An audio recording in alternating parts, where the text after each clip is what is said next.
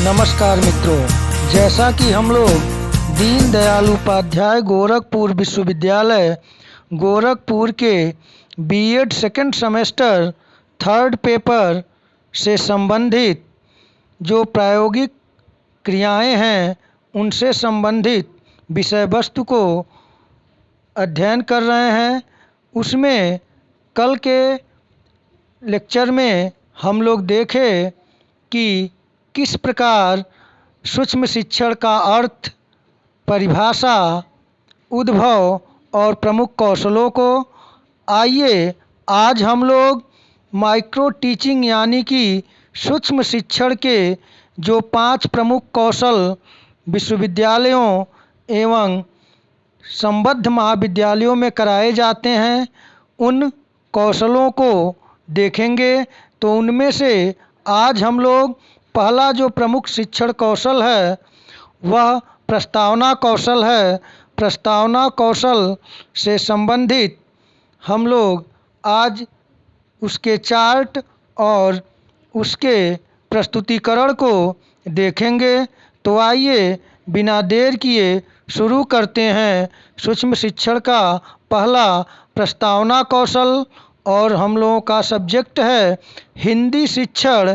हिंदी शिक्षण के अंतर्गत जो पहला प्रस्तावना कौशल कराया जाता है उसे देखेंगे। प्रस्तावना कौशल जैसे आप जो सूक्ष्म शिक्षण के अंतर्गत 2 सब्जेक्ट का चयन करना होता है और उन दोनों सब्जेक्ट के 2-2 प्रस्तावना कौशल बनाने होते हैं। तो आइए हिंदी के पहले प्रस्तावना कौशल को देखें। इसके अंतर्गत आप अपने फाइल में जो प्रायोगिक फाइल मिली है उसमें बाएं पृष्ठ पर सूक्ष्म शिक्षण निरीक्षण तालिका संख्या 1 लिखेंगे और उसमें उसके बाद कौशल का नाम, उसके नीचे विद्यालय का नाम और उसके नीचे छात्राध्यापक या छात्राध्यापिका का नाम। और आप यह सारणी बनाएंगे दिनांक, कक्षा, वर्ग, विषय, उपविषय, अवधि और कालांश। जो दिनांक में आपका माइक्रो टीचिंग का प्रस्तावना कौशल हुआ होगा वह डेट डालेंगे और जिस कक्षा के लिए प्रकरण होगा वह कक्षा और वर्ग। और जो विषय होगा, यहाँ हम लोगों का विषय हिंदी है और हिंदी विषय के अंतर्गत उप विषय व्याकरण है। अवधि 6 मिनट का होता है और कालांश यानी कि कौन सा पीरियड चल रहा है, तो यहाँ दूसरा पीरियड है उदाहरण के लिए।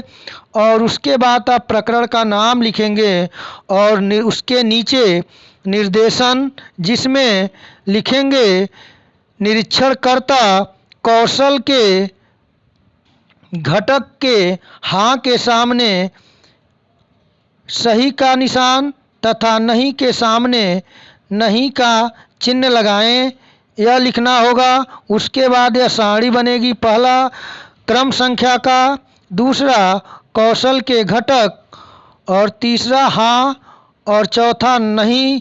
इसमें जो कौशल के घटक हैं, पहला घटक है कथनों एवं प्रश्नों का छात्र के पूर्व ज्ञान से संबंध। दूसरा घटक है कथनों एवं प्रश्नों का मूल पाठ तथा उसके उद्देश्यों से संबंध। तीसरा घटक है विचारों, कथनों एवं प्रश्नों में श्रृंखलाबद्धता। चौथा घटक है उपर्युक्त एवं समुचित अवधि विस्तार। पांचवा घटक है छात्र ध्यान एवं रुचि आकर्षण। छठा घटक है छात्रों को अभिप्रेरित करने की अभिक्षमता। और सातवां घटक है अध्यापक में उत्साह एवं सजगता। इन घटकों का प्रयोग आपको प्रस्तावना कौशल के प्रश्न कराते समय करना है। उसके नीचे फीडबैक या आलोचना जो छात्राध्यापक एवं छात्राध्यापिका आपके विषय से संबंधित आपके प्रस्तावना कौशल की जांच करेगा, वह यहाँ पे फीडबैक और आलोचना देगा। जैसा कि इसमें लिखा हुआ है, श्यामपट्ट कार्य और अवधि में सुधार करने का प्रयास करें। प्रश्न उसके नीचे निरीक्षणकर्ता हस्ताक्षर और हस्ताक्षर पर्यवेक्षक होगा, और जो निरीक्षणकर्ता आपका छात्राध्यापक एवं छात्राध्यापिका होगा वह साइन करेगा, और हस्ताक्षर पर्यवेक्षक में जो आपके शिक्षक होंगे वे करेंगे। उसके बाद आप राइट यानी कि दाएं पेज पर आएंगे। इस पर पहले सूक्ष्म शिक्षण पाठ्य योजना संख्या 1 लिखेंगे। पुनः उसके नीचे कौशल का नाम, विद्यालय का नाम, छात्राध्यापक या छात्राध्यापिका का नाम या छात्राध्यापिका का यहाँ पे नाम है। उसके बाद फिर सारणी वही बनाएंगे, दिनांक, कक्षा, वर्ग, विषय, उपविषय, अवधि और कालांश। उसके बाद प्रकरण लिखकर छोड़ देंगे, और फिर पूर्व ज्ञान यानी कि बच्चों से प्रश्न करने के बाद लिखेंगे छात्र छात्राएं। यहाँ का प्रकरण है संधि, तो यहाँ लिखेंगे छात्र छात्राएं संधि के विषय में सामान्य जानकारी रखते हैं।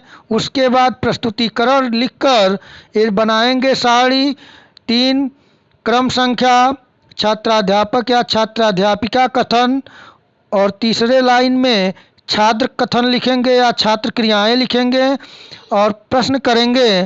पहला प्रश्न है, 2 या 2 वर्णों के मेल को क्या कहते हैं? तो छात्र उत्तर देता है संधि कहते हैं, यहाँ नोट करेंगे। उसके बाद दूसरा प्रश्न वहीं से प्रारंभ होगा जहाँ से बच्चे की जानकारी है। संधि कितने प्रकार का होता है? तो छात्र का उत्तर है 3 प्रकार का। पहला स्वर संधि, दूसरा व्यंजन संधि और तीसरा विसर्ग संधि। फिर यहाँ अगला प्रश्न होगा, स्वर संधि के बारे में आप क्या जानते हैं? यदि बच्चा मौन यानी समस्या में पड़ जाएगा, उसे उत्तर नहीं जानकारी प्राप्त होगी, तो वह मौन हो जाएगा। आपका प्रकरण हो जाएगा स्वर संधि, तो प्रकरण लिखेंगे स्वर संधि, और उसके बाद पूर्व ज्ञान लिखेंगे छात्र छात्राएं संधि के विषय में सामान्य जानकारी रखते हैं। और उसके बाद आप उद्देश्य कथन लिखेंगे कि बच्चों, आज हम लोग स्वर संधि के विषय में विस्तृत अध्ययन करेंगे। इस प्रकार यह प्रस्तावना कौशल जो हिंदी शिक्षण विषय का था आपके समक्ष में प्रस्तुत किया। आप इसे देख लें, तैयार कर लें। आज इतना ही। इसके पश्चात अगले वीडियो में हम लोग व्याख्यान कौशल को देखेंगे। तो मित्रों, यदि आप चैनल पर नए हैं तो चैनल को लाइक, शेयर और सब्सक्राइब करना न भूलें। नमस्कार।